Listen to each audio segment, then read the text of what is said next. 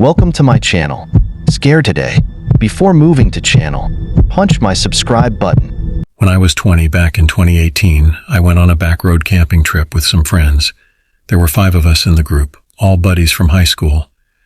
Ryan, Sam, she's like a sister to us, Damien, Roger, and myself, Cam. We'd been on many camping trips before, but this one was very sporadic on account of our schedules finally lining up. So all of us just saying, let's go on a weekend trip. So that's what we did. We wanted to stay close to home so that not much traveling would be involved, so we ventured into a local forest and set up camp right beside a river. Having our 2 large tents put up and a couple hammocks and camping chairs around our freshly made fire, we were enjoying roasting hot dogs over the fire when we heard a faint clicking from across the river in the bushes. Damien was very adamant, saying it was a type of beetle, so we opted to ignore the clicking. Before long it was dark. Most everyone retired to the tents except me and Sam, because we liked to sleep in the hammocks under the stars. Sam goes to change in the woods, and about 40 seconds later I hear Sam call, "Very funny, who took my clothes?" As she walks out of the woods in the sweatpants and shirt she changed into to sleep, the other guys pop their heads out of the tents and look at her. "What do you mean?" I ask. "Well, they didn't walk off on their own. 1 minute they're on the rock, next they're gone." Sam is visibly upset by this. Us guys look at each other confused. "We really didn't. We wouldn't do that to you. Maybe an animal took off with them," Roger suggests, and Sam huffs. "Well, that's just perfect," she says sarcastically, and walks over to the hammock. The guys mutter to themselves and go back into the tents. I head to my hammock and settle into it, looking up at the sky. Unfortunately, there were no stars on account of it being overcast. It was nice and warm, though. No need for anything but sweatpants, a shirt, and a pillow. I relaxed into sleep after a light chat with Sam about looking for her clothing tomorrow and joking about a bear wearing her blue jeans. I don't know what time it was, but it was very late when I woke. Looking around, I tried to see what had caused me to gain awareness because we had stayed up late, so I expected to wake up around 11 in the morning, not while it was still dark. Blinking the cobwebs from my eyes, I swung my legs out of the hammock and sat there for a minute, just staring into the darkness of the woods across the river.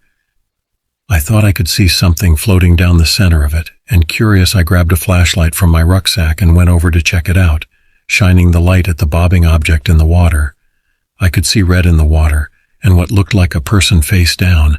I held back a curse, stepping forward for a better look, and the person in the river seemed to resemble Sam. She must have went to the wood to relieve herself and fallen in, was my immediate thought, and I screamed out for help while jumping into the water, flashlight still in hand, to see where she was floating.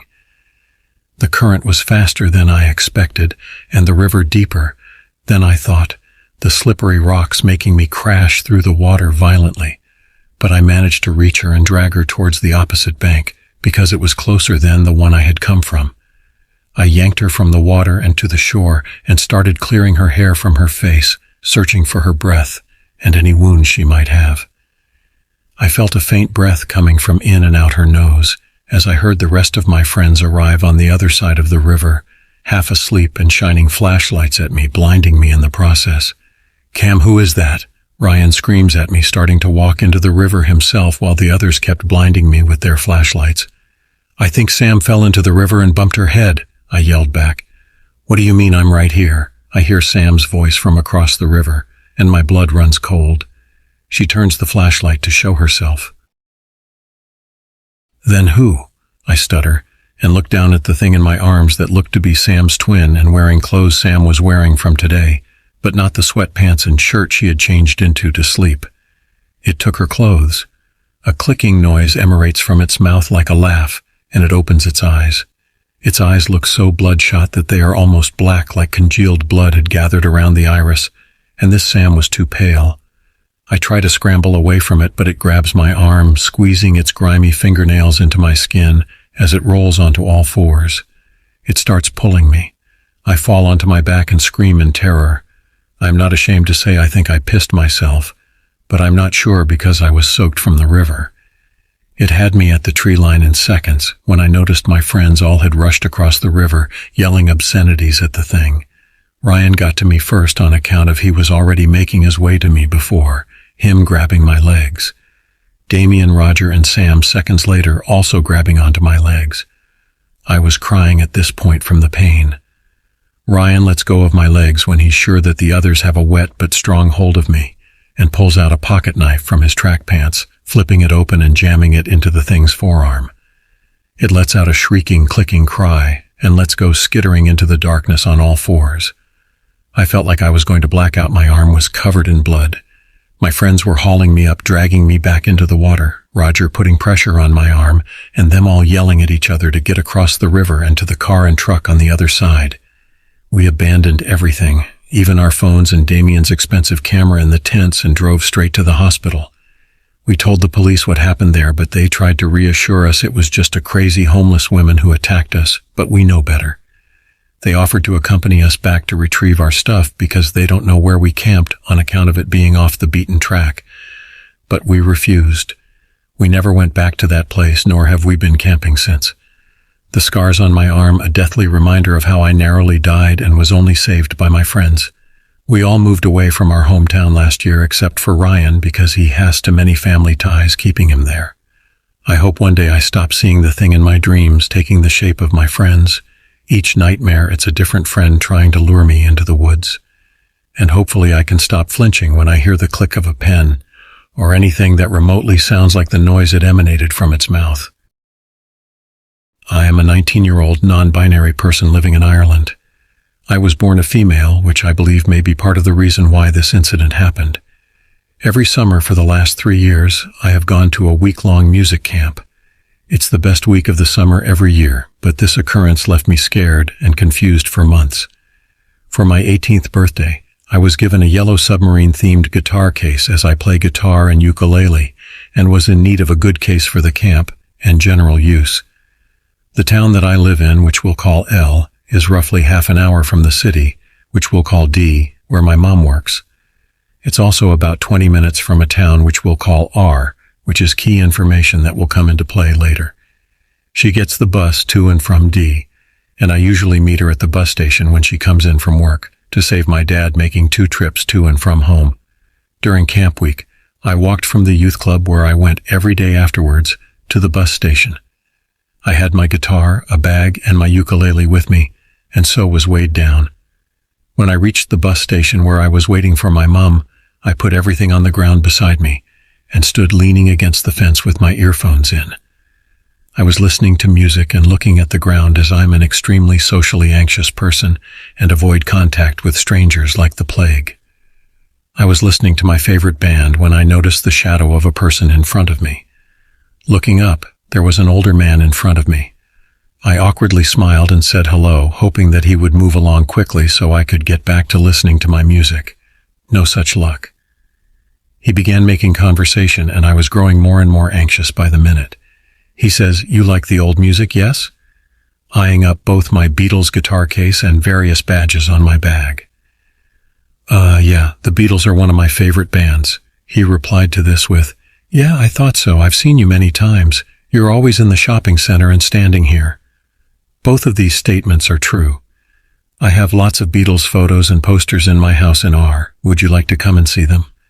He also tried several times to give me his phone number and to ask for mine, which I, of course, furiously denied doing. I gave him a fake name in case he tried to find me another way when he asked.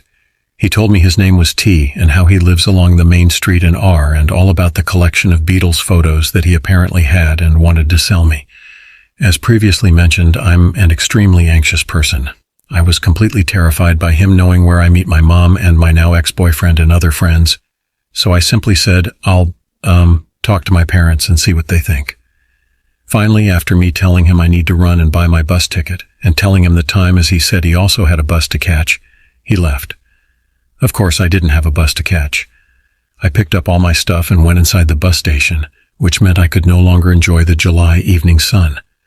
I usually walked from the youth club to the bus station alone, but I knew he would be there and was far too nervous to walk alone, so I told some of my male friends, and they walked with me down to the bus station for another couple of weeks. Yes, he may have genuinely trying to be friendly. However, knowing the places where I tend to be most often, as well as recognizing my guitar case and trying to get me to come to his house, is undeniably creepy. I still see him around all the time, and hope to goodness that he doesn't recognize me as I cut my hair from waist length to chin length since that happened. I went for what was going to be my first solo backpacking trip. I had called ahead to the ranger station to confirm there was a water source near where I planned on camping, and they said there was. I arrived at the trailhead around 6 a.m. on a sunny Tuesday. I wasn't the only car at the trailhead, but the Monument 83 trailhead is shared by the more popular Monument 78 trailhead, the Canada end of the Pacific Crest Trail. I hoisted on my 35-pound pack and set out on the 9.6-mile hike.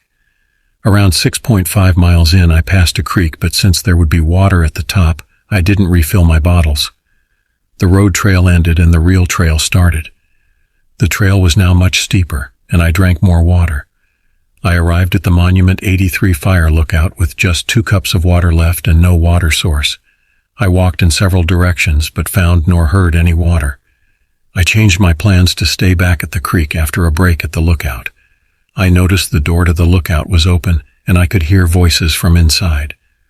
The lookout is for emergencies only, but since this was the year of the Farewell Creek fire and the entire sky to the southeast was black with smoke, I assumed someone was staffing it. I called out for permission to climb the tower. There was no response. I realized it wasn't voices I was hearing, but a radio repeater, and thought maybe the last people to visit the lookout had failed to close the door. I climbed the tower, but the trap door to the catwalk was closed. It wasn't locked, but it wouldn't budge. That meant it had to be blocked from above. I realized whoever was in the lookout likely didn't have permission to be there and obviously wasn't friendly. I became as quiet as possible as fear raced through me. It dawned on me I was a solo female hiker, unarmed, on a deserted trail and 9.6 miles from a road. I left very soon after that. I stopped at the water source to fill my bottles. I'd been rationing water for a while and then ran out and guzzled about 4 cups. I drank too quickly and immediately felt sick. I sat on a log while my stomach accepted the water and tried to figure out where to pitch the tent. As the nausea faded, the fear came back. I knew I had to get out of there. I was only 3 miles from the lookout, and whoever was up there could be at my camp in less than an hour. I imagined being awoken to my tent unzipping and knew I wouldn't be strong enough to fight off an attacker. I hiked back to the truck. I ended up hiking 19.2 miles in one day with a full backpack. I stayed at a nearby campground and nursed my silver dollar-sized blisters. I'm not sure anything would have happened to me, but everything about that situation felt off, and I'm glad I trusted my gut.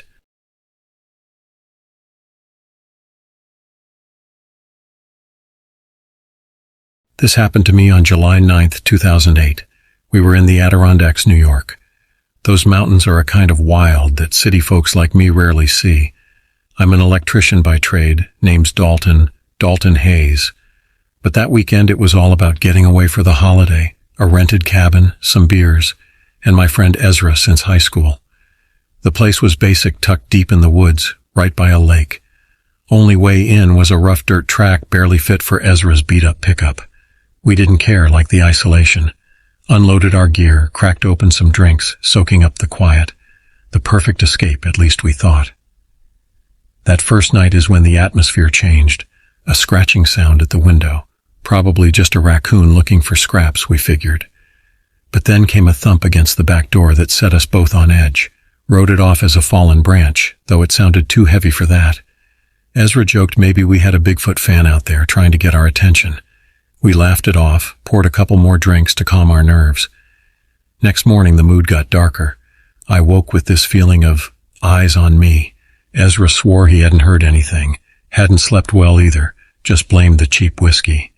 Checked outside, found a deep gouge in the cabin wall and a half-eaten rabbit carcass a few yards away. We tried to dismiss it, maybe a bear, but something felt wrong. We spent the day swimming in the lake, keeping a half-hearted eye out for trouble. By evening, the tension was thick enough to choke on. The only good part was that beautiful sunset over the lake, all fiery orange and red. But when the last of the light faded, that's when things escalated. The snarling started low, a primal, guttural noise that didn't sound like any animal I knew. Then the thudding began, rhythmic blows against the walls. The door, like whatever was out there, was testing the cabin's defenses. We peered out through gaps in the curtains, trying to see what we were up against. Couldn't make out much, just a vague outline of a huge, bulky figure, and the moonlight glinting off what I can only describe as claws. Ezra cursed, fumbled in his bag, and came up with his father's old hunting rifle. I had zero experience with guns, but at that point, I'd have grabbed anything. We hunkered down, Ezra covering the door, me by the window, both hearts rattling like a box of nails. It was then that I saw it properly, as it lurched past the window under the porch light. Thing was massive, easily 7 feet tall, built like a linebacker gone feral. Its thick hide was dark, bristly, and its limbs had an inhuman twist to them. The head, God, that head still haunts me. Muzzle blunt and wide, its eyes shining sickly yellow. It was like a bear mutated into something monstrous. The creature slammed into the door once, twice, splintering the wood. Ezra took a panicked shot through the gaps, the roar of the rifle deafening in the small room. Something howled outside, more pain than rage. We heard it retreating, heavy footsteps crashing through the underbrush and fading into the distance. Silence fell, but it wasn't comforting. In the moonlight, we saw the blood staining the porch. We'd wounded it and raged it. Our cabin now felt more like a flimsy trap than a safe haven. Ezra looked at me, determination battling fear in his eyes. "We're leaving," he gritted out. "At dawn, we run for the truck. It's our only chance." Sleep was impossible. Every creak, every rustle of leaves had us on our feet, rifles shaking in my sweaty hands. As the first pale light broke, we made a break for it. Each step was agony, expecting our attacker to pounce from the trees. We sprinted for the truck, fumbling with the keys. The engine roared to life. I thought we had it, a mad, desperate hope flaring up. Just as we pulled out onto the track, we heard it, a final enraged bellow from the woods. Then it was there, bursting from the tree line. For a terrifying second, its massive form filled my vision. Ezra slammed on the gas, the truck fishtailed, kicking up dust and gravel. In the rearview mirror, I saw it charging after us, a blur of fury and claws. We hit the main road just as it reached the edge of the forest. It stood there for a moment, silhouetted against the trees, then turned with unnatural speed and disappeared back into its domain. We didn't stop driving until we were miles away, both of us shaking, barely able to speak. Back in town, we told the cops some vague story about a bear attack. They were dubious, but what else could we do? Nobody would believe the truth about that thing in the woods. Ezra swore he'd never return to the Adirondacks, sold off his father's rifle, drank himself stupid for weeks after. I didn't blame him. Some experiences, they etch themselves into your very soul. It's been years now, but the memory of that weekend lingers like a cold shadow. I haven't been back to our remote cabin since. City lights and noise suit me just fine these days. And every time I read a story about some crazy creature sighting, a flicker of recognition runs through me, because I know deep down that there are things in the wild places, things the world hasn't yet named. And God help you if they decide to name you instead.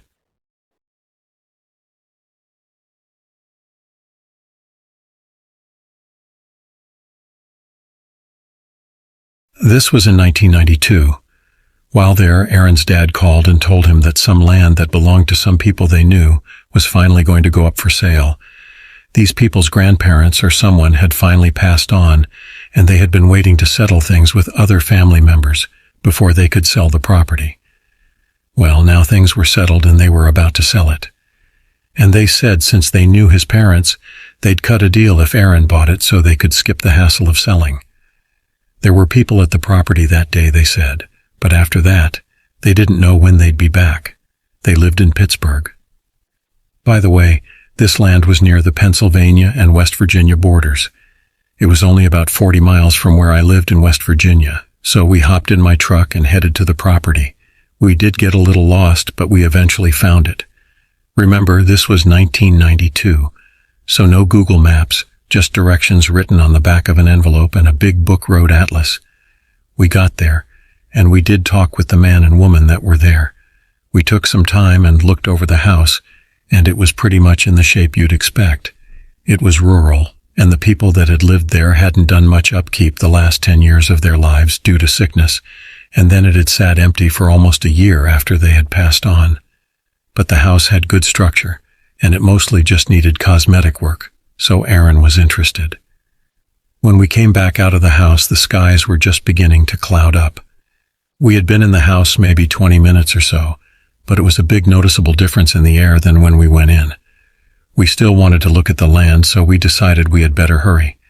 The man told us that the property had recently been surveyed because there were other relatives that lived over on the next property, and there had been a long-running dispute about where the property line was long before their family member passed on, which is part of what held up the settling of the estate and the sale of the land. He then told us that after the surveyors had left, they had gone out and placed very visible neon orange spray paint marks on the trees inside the property line. These marks were double rings around the entire trees, and they were about 6 feet in the air. He said what he did was he held up his arm, walked around the tree spraying the paint in a big circle, then repeated it just a few inches lower. Now he was probably 6 feet tall, so these rings may have been taller than that, of course. He said he spaced them out so when you stood next to one, you would see the next one on the horizon. So we started at the low point of the eastern edge of the property. We could see those neon orange paint rings clear as day. He wasn't kidding. You could see them a long way in the forest. We followed them all around the perimeter of the property with no trouble. We came down the far side of the property, and we decided to walk diagonally up the hill to the farthest point of the land, then crisscross in the opposite direction to the next hill, which was still part of the property. We wanted to look at the interior of the land and down into the low point between the hills, which we just couldn't see from walking the perimeters. I should add that the lay of this land was flat where the house was, up near the road. From there it started going up a hill that was heavily wooded, then it went back down over that hill and up over across the next top of the next hill. I believe it was somewhere around 84 acres total. We began walking diagonally, and we kept walking and walking and walking some more. We finally stopped at one point because we both knew that somehow we had to have missed the property-marked trees. We just couldn't figure out how, as they were never spaced that far apart. And that neon orange paint, I'm telling you, it fluoresced brightly, and it caught your attention from very far away. We decided it was time to turn back, and we stood at the top of the second hill, or what we thought was the second hill, and we found a point to look back and down through the trees to gauge where we were at. But something was wrong. It didn't look like the same land that we had just walked through. Just hear me out on this. I know this sounds crazy, but I'm going to tell it to you the only way I know how, which is how we experienced it.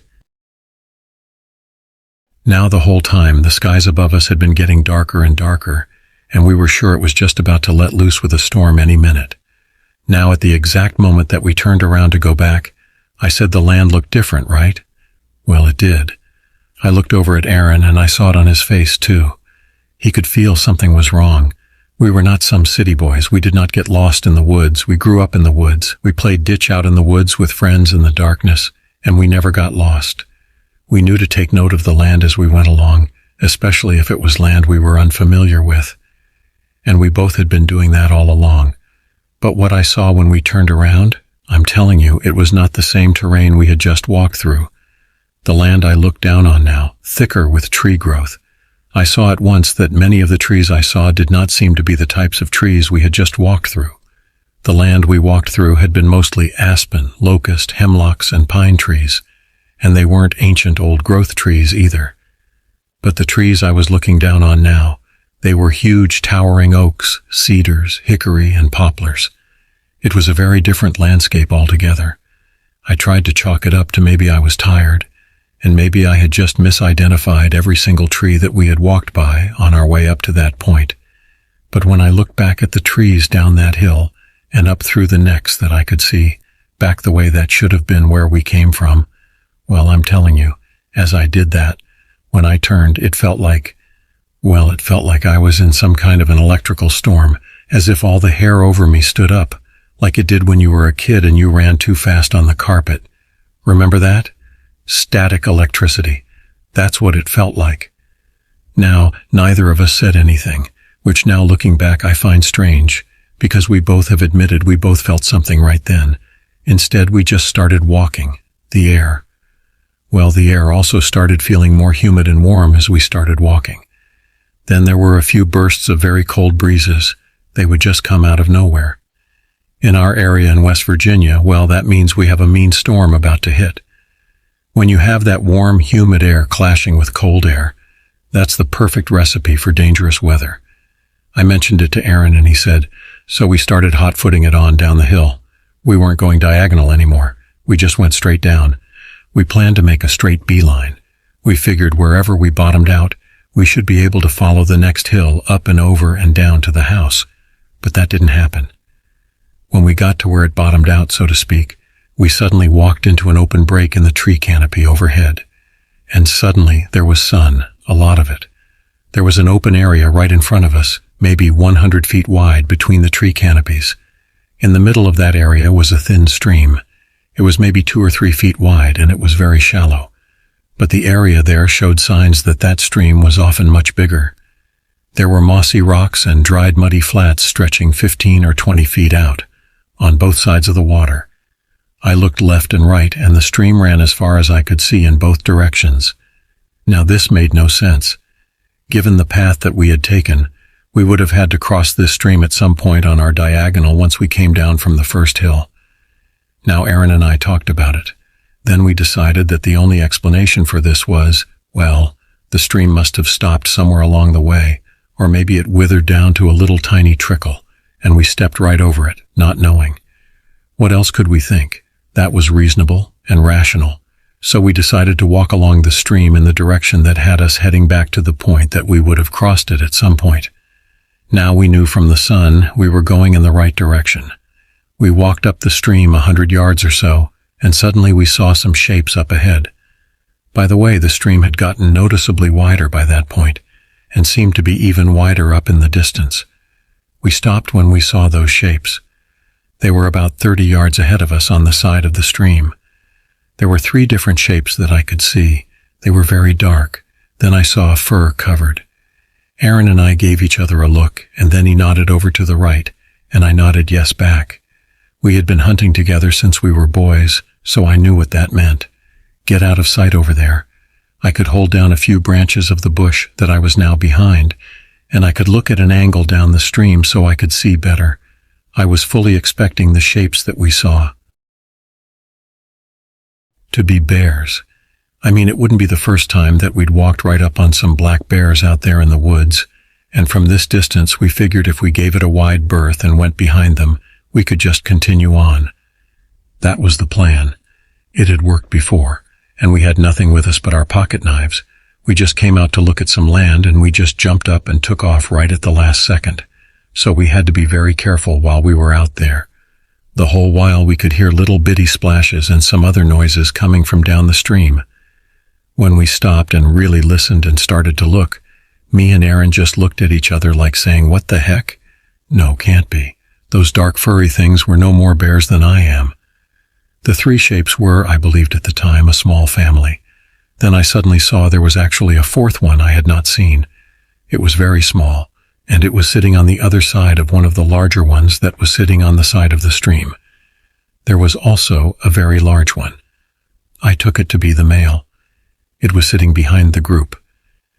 It was sitting on its haunches, maybe 10 feet away from them along the stream.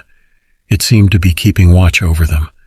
The other large one I took to be a female, and I did see proof of that, but it was sitting sideways on its hip at the edge of the stream. It was leaning over, keeping a hold on the 3rd one, which was larger than the smaller one that was sitting by her, but it still wasn't even 1/3 of the female's size. It was a juvenile, but older than the other one. It was sitting in the stream, sitting in the water that seemed to come all the way up to its chest. It was splashing and playing as the female rubbed water all over its fur. I guess it was washing it. I was mesmerized watching this. I took a look over at Aaron, and he was just staring at the little group in fascination too. I could still hear splashing, and then I heard a shrieking noise like I had never heard. It rattled in my ears and my chest. It was awful. I swear it sounded like, well, like something from a dinosaur movie. Whatever it was, it startled the little group at the stream as well. The female yanked the juvenile out of the water and scooped up the little one with the other arm. The male was on his feet in half a second and had a large club now in his hands. It must have been right beside him the whole time. He pushed the female and the little ones behind him into the darkness under the trees. I thought, well, okay, well, that's that. Whatever they are,